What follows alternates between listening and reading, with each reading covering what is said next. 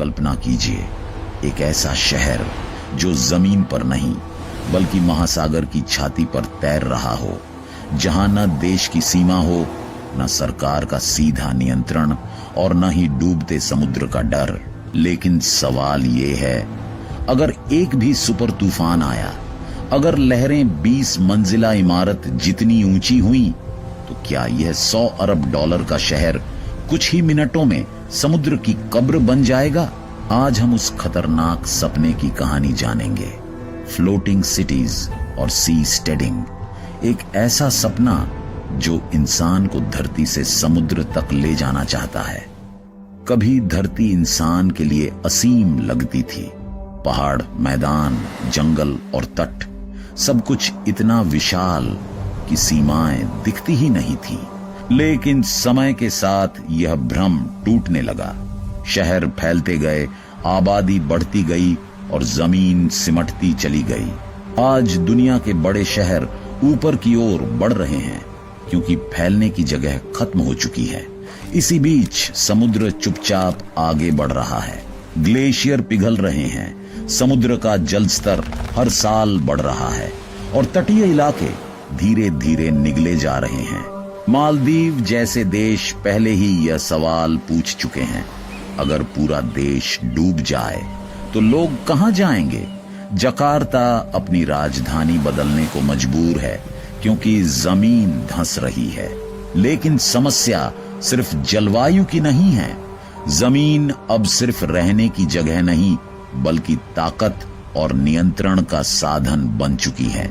सरकारें नियम बनाती हैं, सीमाएं खींचती हैं और हर इंच जमीन पर किसी न किसी का दावा होता है। कुछ लोग इसे सुरक्षा कहते हैं तो कुछ इसे आजादी का अंत मानते हैं। यहीं से एक खतरनाक विचार जन्म लेता है, अगर जमीन ही समस्या है तो क्या इंसान जमीन के बिना जी सकता है?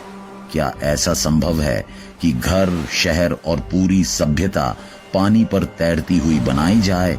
यह सवाल सिर्फ मजबूरी से नहीं बल्कि एक नई जीवन शैली की तलाश से भी जुड़ा है। और इसी सवाल ने इंसान को समुद्र की ओर देखने पर मजबूर कर दिया। जब कुछ लोग समुद्र की ओर देखते हैं तो उन्हें सिर्फ पानी और खतरा दिखाई देता है, लेकिन कुछ लोगों के लिए महासागर एक अवसर है, एक ऐसी जगह जहां इंसान फिर से अपने नियम खुद बना सकता है। इसी सोच से जन्म लेता है सी स्टेडिंग का विचार। सी स्टेडिंग का मतलब है ऐसे तैरते हुए समुदाय जो किसी देश की जमीन पर नहीं बल्कि खुले समुद्र में बसे हों। यहाँ न कोई राष्ट्रीय सीमा हो, न पारंपरिक सरकार का सीधा नियंत्रण। समर्थकों का मानना है कि समुद्र पर बसे शहर इंसानों को नई राजनीतिक, आर्थिक और सामाजिक आजादी दे सकते हैं।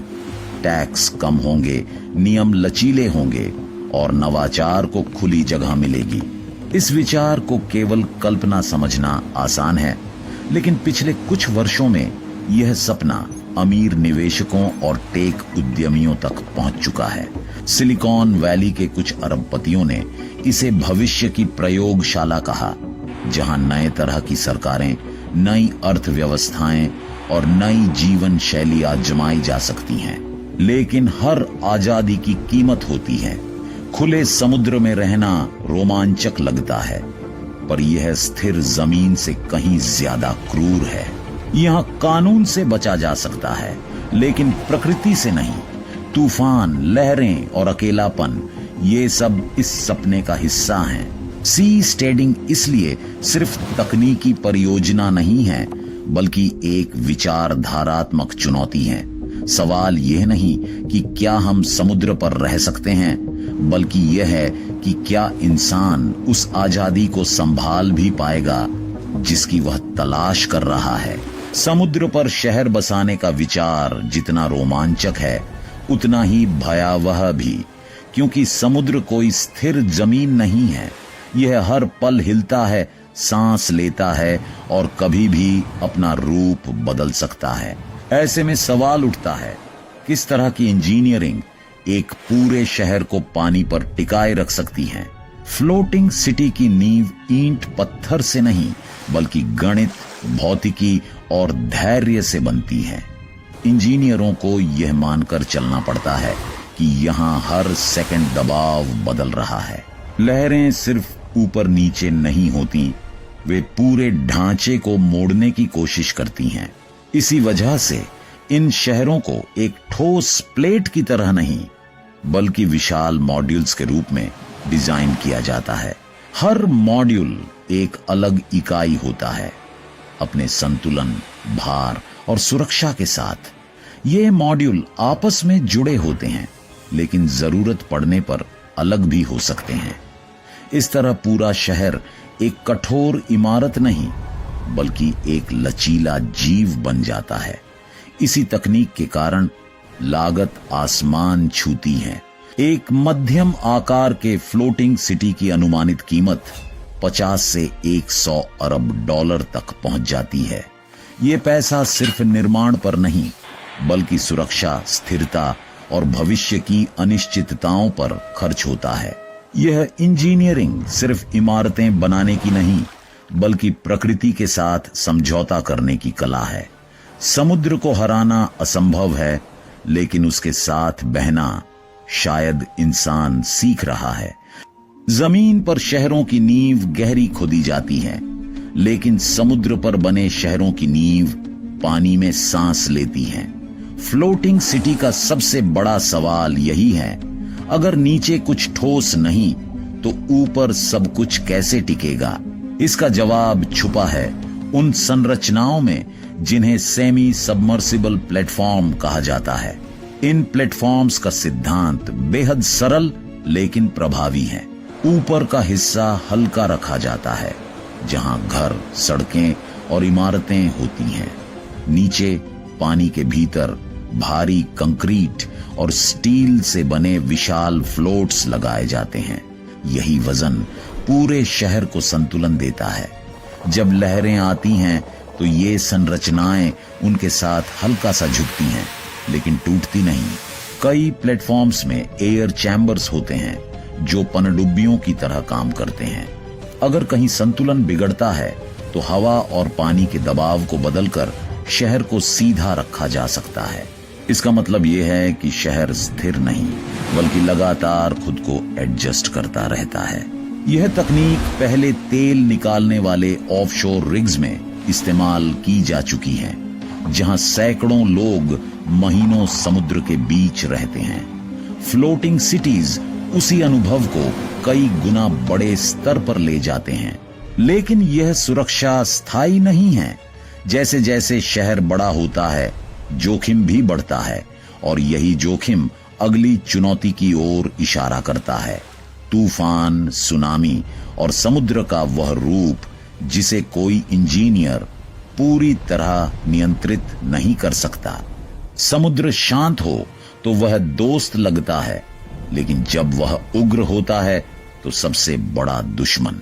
फ्लोटिंग सिटी की असली परीक्षा खूबसूरत दिनों में नहीं बल्कि तब होती है जब आसमान काला पड़ जाता है, हवा चीखने लगती है और लहरें पहाड़ों जैसी उठती हैं। कैटेगरी 5 तूफान में हवा की रफ्तार 200 किलोमीटर प्रति घंटे से भी ज्यादा हो सकती है। लहरें 15 से 20 मीटर ऊंची उठती हैं और हर टक्कर के साथ सैकड़ों टन का दबाव प्लेटफॉर्म पर पड़ता है। ऐसी स्थिति में एक छोटी सी डिजाइन गलती पूरे शहर को तोड़ सकती है। इसीलिए इंजीनियरों ने फ्लोटिंग सिटीज को कठोर नहीं बल्कि लचीला बनाया है। पूरा शहर एक ही ढांचे में बंधा नहीं होता, उसे छोटे छोटे मॉड्यूल्स में बांटा जाता है जो जरूरत पड़ने पर अलग हो सकते हैं। जब तूफान आता है तो ये मॉड्यूल्स दबाव को बांट लेते हैं, ठीक वैसे ही जैसे पेड़ हवा में झुककर खुद को टूटने से बचाता है। कुछ डिजाइनों में शहर को अस्थायी रूप से कम आबादी वाला बना दिया जाता है। लोग सुरक्षित हिस्सों में चले जाते हैं और बाहरी संरचनाएं बंद कर दी जाती हैं। यह किसी शहर का नहीं बल्कि एक जहाज का व्यवहार होता है। फिर भी जोखिम पूरी तरह खत्म नहीं होता। समुद्र को पूरी तरह नियंत्रित करना असंभव है। फ्लोटिंग सिटी इसी सच्चाई के साथ जीने की कोशिश है कि यहां हर दिन जीवन और विनाश के बीच संतुलन बनाकर चलना पड़ता है। समुद्र के बीच बसे शहर के लिए सबसे बड़ा नियम है खुद पर निर्भर रहना। जमीन पर रहने वाले शहर हर दिन बाहर से पानी, बिजली, खाना और ईंधन मंगवा सकते हैं, लेकिन फ्लोटिंग सिटी के लिए ऐसा कोई विकल्प नहीं होता। यहाँ हर चीज यहीं पैदा करनी पड़ती है, वरना शहर सिर्फ कुछ हफ्तों में निर्जीव हो सकता है। सबसे पहली चुनौती है पानी। चारों तरफ पानी होते हुए भी पीने का पानी सबसे कीमती संसाधन बन जाता है। इसके लिए समुद्री पानी को साफ करने वाली डिसैलिनेशन यूनिट्स लगाई जाती हैं, जो नमक हटाकर पीने लायक पानी बनाती हैं। हर बूंद को दोबारा इस्तेमाल करने के लिए रिसाइकलिंग सिस्टम बनाए जाते हैं, क्योंकि बर्बादी यहाँ अपराध के बराबर है। बिजली के लिए फ्लोटिंग सिटीज पारंपरिक पावर ग्रिड पर निर्भर नहीं रह सकती। यहाँ सोलर पैनल, पवन चक्कियां और लहरों से ऊर्जा पैदा करने वाली मशीनें लगाई जाती हैं। दिन हो या रात, शहर को खुद ही अपनी ऊर्जा पैदा करनी होती है। खाने का सवाल और भी जटिल है। समुद्र के बीच खेत नहीं होते, इसलिए तैरते हुए ग्रीन हाउस, हाइड्रोपोनिक फार्म और समुद्री शैवाल की खेती की जाती है। मछली पालन शहर की अर्थव्यवस्था और भोजन दोनों का हिस्सा बन जाता है। इस तरह फ्लोटिंग सिटी सिर्फ इमारतों का समूह नहीं रहता, बल्कि एक चलता फिरता पारिस्थितिकी तंत्र बन जाता है। यहाँ हर निवासी यह समझता है कि वह सिर्फ उपभोक्ता नहीं, बल्कि इस शहर के जीवित रहने की जिम्मेदारी का हिस्सा है। फ्लोटिंग सिटी का विचार जितना आकर्षक है, उसकी कीमत उतनी ही कठोर है। यह सिर्फ तकनीक का नहीं, बल्कि पैसे, धैर्य और जोखिम का खेल है। एक ऐसे शहर को बनाना जहां 10 से 20 हजार लोग रह सकें, अरबों डॉलर नहीं, दर्जनों अरब डॉलर मांगता है। निर्माण से ज्यादा खर्च उसकी देखभाल पर आता है। समुद्र में जंग तेज लगती हैं, मशीनें जल्दी घिसती हैं और हर सिस्टम को लगातार जांचना पड़ता है। सबसे बड़ी समस्या बीमा की है। जमीन पर बने शहरों के लिए नियम और सुरक्षा मानक तय हैं, लेकिन समुद्र पर तैरते शहरों के लिए कोई स्पष्ट ढांचा नहीं। अगर एक बड़ा हादसा हो जाए तो जिम्मेदार कौन होगा? इंजीनियर, निवेशक या वहां रहने वाले लोग? इसी अनिश्चितता के कारण कई कंपनियां ऐसे प्रोजेक्ट से पीछे हट जाती हैं। इसके अलावा सामाजिक सवाल भी हैं। क्या यह शहर आम इंसानों के लिए होंगे या सिर्फ अमीरों की शरण?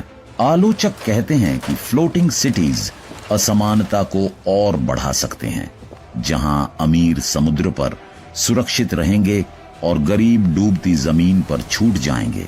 फिर भी समर्थक इसे भविष्य की प्रयोगशाला मानते हैं। उनका कहना है कि हर नई सभ्यता पहले महंगी और सीमित होती है।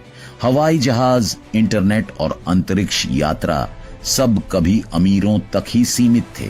फ्लोटिंग सिटी आज एक जोखिम भरा प्रयोग है, लेकिन इतिहास बताता है कि कई बार यही प्रयोग आने वाली दुनिया की नींव बन जाते हैं, चाहे उनकी कीमत कितनी भी भारी क्यों ना हो।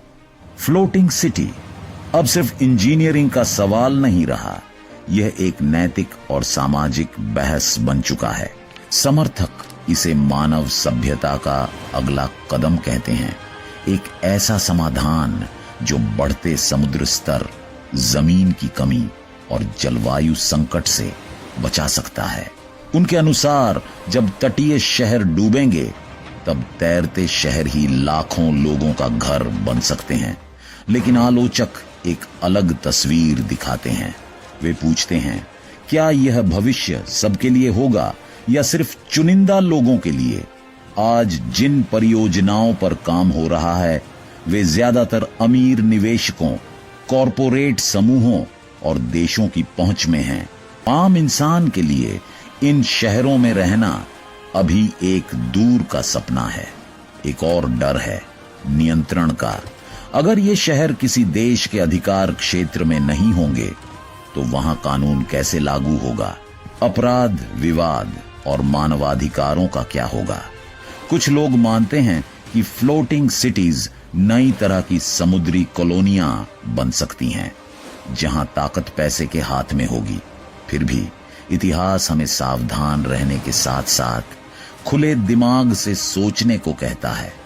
कभी शहरों में ऊंची इमारतें भी असंभव लगती थीं, कभी समुद्र पार करना मौत के बराबर था। हर नई तकनीक पहले डर और विरोध से गुजरती है। फ्लोटिंग सिटी शायद आज अमीरों का प्रयोग हो, लेकिन वही प्रयोग कल लाखों लोगों की जरूरत बन सकता है। असली सवाल यही है, क्या इंसान इस भविष्य को बराबरी और जिम्मेदारी के साथ बना पाएगा, या वही पुरानी गलतियां समुद्र पर दोहराई जाएंगी? महासागर पर तैरता शहर अब भी एक सपना है, महंगा, जोखिम भरा और अधूरा। लेकिन हर सभ्यता की शुरुआत ऐसे ही सपनों से हुई है। जब जमीन कम पड़ेगी और समुद्र और ऊपर आएगा, तब इंसान के पास विकल्प कम होंगे। शायद तब यही तैरते शहर आखिरी सहारा बने। सवाल यह नहीं कि इंसान समुद्र में घर बना पाएगा या नहीं, सवाल यह है, क्या वह इस नई दुनिया को समझदारी, बराबरी और जिम्मेदारी के साथ बसाएगा? भविष्य लहरों पर तैर रहा है और फैसला अब इंसान के हाथ में है। अगर आपको लगता है कि यह भविष्य संभव है तो वीडियो को लाइक कीजिए। ऐसी डॉक्यूमेंट्रीज के लिए सब्सक्राइब करना मत भूलिए और इसे शेयर कीजिए, क्योंकि भविष्य सिर्फ देखा नहीं जाता, उसके लिए तैयार भी होना पड़ता है। मिलते हैं अगले वीडियो में। धन्यवाद।